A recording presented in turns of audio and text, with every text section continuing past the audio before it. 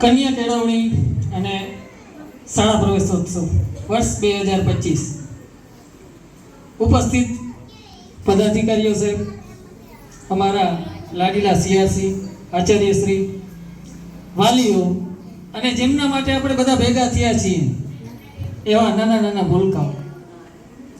આમ તો ભૂલકાઓ છે ને ભગવાનનું સ્વરૂપ છે, બાળકો છે ને પ્રભુનું સ્વરૂપ છે.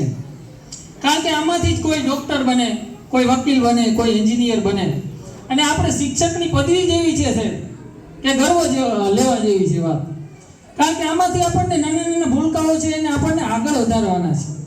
અને સાહેબે વાત કરી આપણે એ બહુ સમજવા જેવી છે. ખાલી યોજના પૂરતી નથી. એ સરકારનો ઉદ્દેશ છે કે જે બાળકો શાળામાં ભણે છે એ પ્રાથમિક શિક્ષણ પૂર્ણ કરે અને પ્રાઇવેટ શાળામાં ન જાય અને સરકારીમાં જ પોતાનું શિક્ષણ પૂર્ણ કરે. એ સરકારનો ઉદ્દેશ છે. કારણ કે આ નાના નાના બાળકો જોઈને મને પંક્તિ યાદ આવી જાય. કારણ કે આમાં ઘણા બાળકો આગળ જવાના છે. તો એમના માટે કે અમને નાખો જિંદગીની આગમાં, આગને પણ ફેરવીશું બાગમાં, સર કરીશું આખરે સૌ મોરચા, મોતને પણ આવવા દો લાગમાં. હે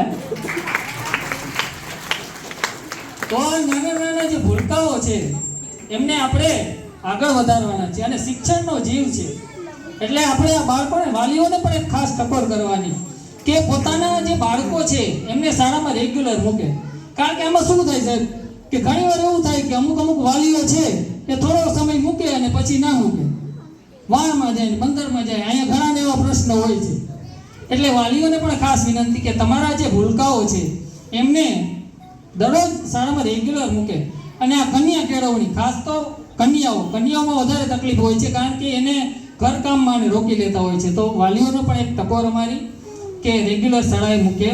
અને સાથે સાથે આપણે સરસ મજાના કિશોરભાઈએ પણ વાત કરી હતી કે બાળકોને રેગ્યુલર, અમારા આચાર્યશ્રી પણ ખૂબ ઉત્સાહિત છે કે દરરોજ બાળકો શાળાએ આવવા જોઈએ. તો જ આવે. આમાં નકર શું થાય ખબર, આપણે શિક્ષક ભણાવે અને કોઈ વિદ્યાર્થી ન હોય તો એ પોતાનો તાસ ચૂકી જાય અને આવડે નહીં.